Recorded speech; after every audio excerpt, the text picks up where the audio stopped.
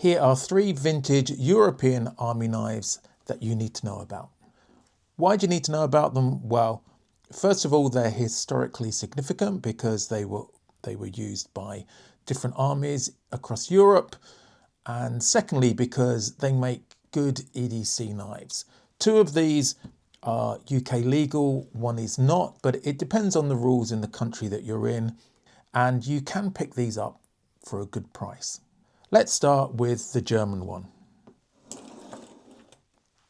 So this is the German army knife, and I believe it's pre-1985. These are quite difficult to date, but because it doesn't have a nail file built into the saw, then I think it's before 1985. But I could be wrong, I'm not an expert on this, but I just wanted to show it to you because it is a really interesting knife. So the weight of this is 86 grams or 3 ounces dead. The length closed is 108 millimeters or 4.2 inches, and open, if I open the blade, open, it's a full 188 millimeters or 7.4 inches. And the blade, you can see it's a spear point blade. It's stainless steel, and the blade length is 80 millimeters. That's from the end of the handle to the tip of the blade, which is 3.2 inches. And you can see the maker's name on here, it's B&H. Unfortunately, I haven't got one of the Victorinox ones. They tend to be more expensive. You can pick up these, which are built to the same specification. It's rust fry or stainless steel, so similar to Victorinox. It's just an alternative maker, that's all. So that's the main blade. You can see this one's had a fair bit of use, which is not surprising, but there's still a lot of blade left. It has been sharpened a fair bit. These are nice and easy to sharpen as well. You don't need any special sharpening gear for this. So that's the main blade. In addition to that, there's the saw. Now, unfortunately, I don't have the cover for the saw. You might wonder why it needs it. Well, the trouble is that this particular tool has other uses as well. So it has a screwdriver on the end. Also, it has a cap lifter and actually a can opener as well. And the problem is that if you try and use that with the saw, you're likely to rip your fingers. The saw is a pretty good double tooth saw. So it's very similar to a Victorinox saw. It works well. It's a little bit limited. It could do with being a little bit longer, but for the size, it's pretty good. So there is a very thin metal cover that goes over this. It can be quite hard to find them on the second-hand market though, you know, in surplus stores, but you can find them, and typically the value goes up when you have that. So that's the other main tool. As well as that, there's a corkscrew. I'm not 100% sure why you need a corkscrew on an army knife. You can use it to help undo knots in string. And then there's an awl as well. And all of these have a really good snap on them. And the awl's been used a bit, but it's got a decent point to it, and it's got a sharp edge down the length of the awl. So it works well. No scale tools, as you might expect. And there's a lanyard hole as well, so you can attach it to string.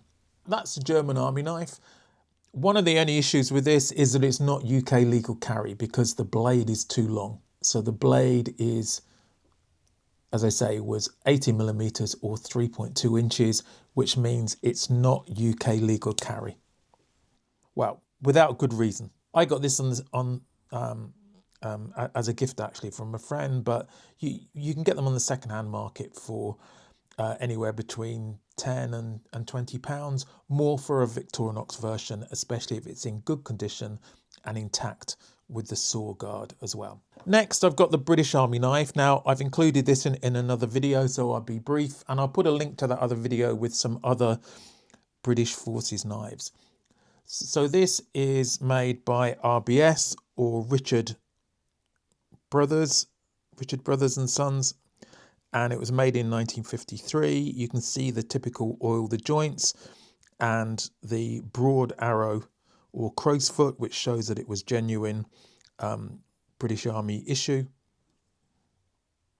And I believe that that's the batch, the 432. So the specs on this weighs in at 92 grams. So it's fairly heavy. That's 3.2 ounces. The length closed is 95 millimeters or 3.8 inches, and open it's 6 inches or 152 millimeters.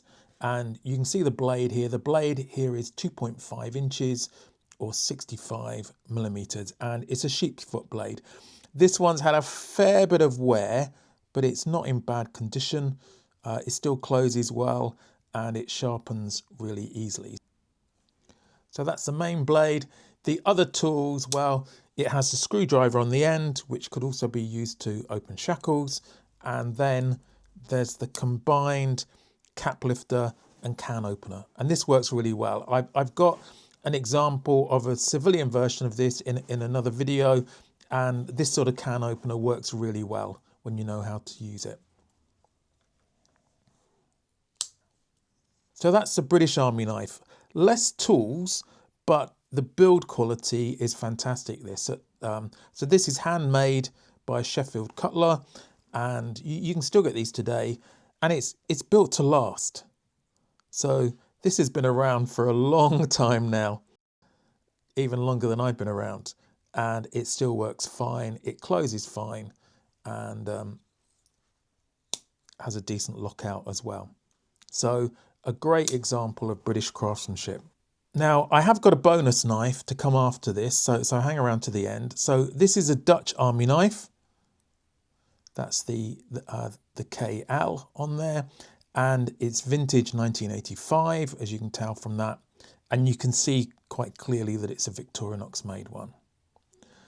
So again, the specs for this, so it has A-lock scales, and the weight is 72 grams or 2.5 ounces. The length closed is 93 millimeters or 3.6 inches, and open it's 163 millimeters or 6.3 inches.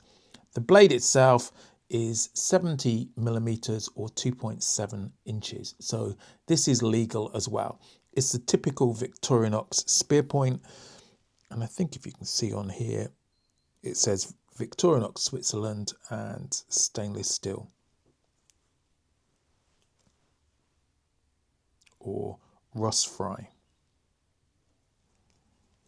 Looking at the other tools, well, as well as the bail, so it can go on a lanyard, it has the usual front layer tools of the flathead screwdriver, cap lifter with a wire bender, can be used as a pry bar as well. And then it has the can opener with the small flathead screwdriver. And at a pinch, you can use this for a large Phillips.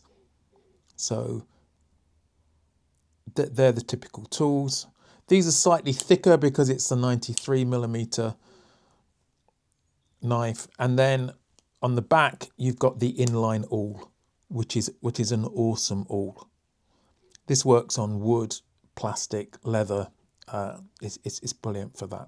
It's got a nice edge along the length of the awl, which means it's cut throughs really well. And it's got that nice sort of lip on it here, which you can get your thumb into to make it work well. So that's the Dutch Army knife. You can pick these up. I think this was about 10 or 15 pounds. You can find them in the second-hand market still, obviously. And if you see one and it's in good condition, buy it. It's a fantastic EDC knife. I said I'd have a bonus knife as well. And this isn't actually an army knife, but it's a civilian version of what's, I believe it's the current German army knife. This is called the GAK, German army knife, and the GAK 4 is based on this format. It's slightly different. It has slightly different scales and they're textured, and it doesn't have the scale tools, but otherwise it's the same. So I thought this was worth going through. So this is the Trailfinder, or Trekker as it may be known. It's 111mm closed. That's 4.4 inches. It weighs in at 131 grams.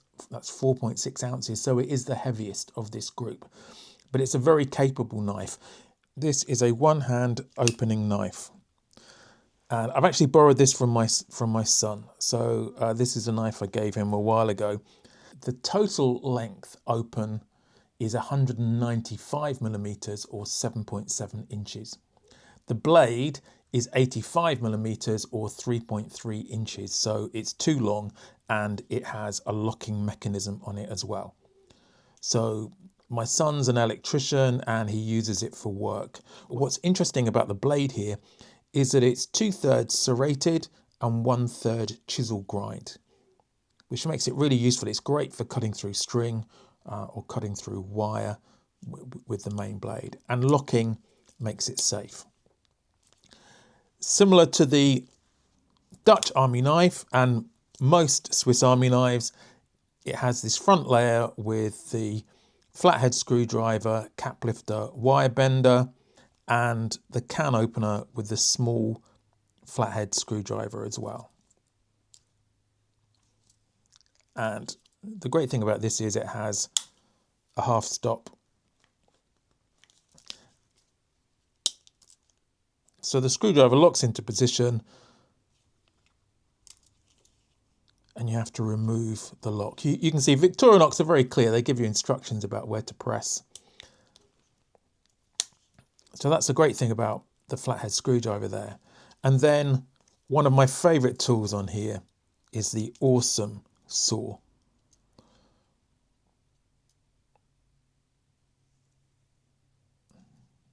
It's not locking, but it works really well. It's got that double row of teeth, and I think it's the largest saw that Victorinox do. And then finally, the back tools, you have the Phillips screwdriver and the awl. Both good tools. It's not quite as good as the inline awl, but it's not bad. And then, which the Army version doesn't have, it has the tweezers and the toothpick. So this is a sort of a civilian version of that, the Trailfinder or the Trekker. If you're allowed this in your country, it's a fantastic knife. The one-hand opening makes it really useful to have. Unfortunately, in the UK, you can only carry it if you've got a good reason to carry it. So my son uses it for work, and if I was to have one similar to this, I'd just be using it around the garden or maybe when camping. The 3 European vintage knives, all available on the secondary market, all well worth buying. If you find them, you can get them at a good price. These two are UK legal carry. The German one is not. Let me know what you think in the comments. Have you got any of these or any other European army knives? Would you like me to do a video where I have some other army knives as well? And let me know what you think in the comments. Hope you found this interesting, and why not watch this video here on a Navy Clasp knife, or this playlist on military knives. Thanks for watching, and I'll catch you in the next video.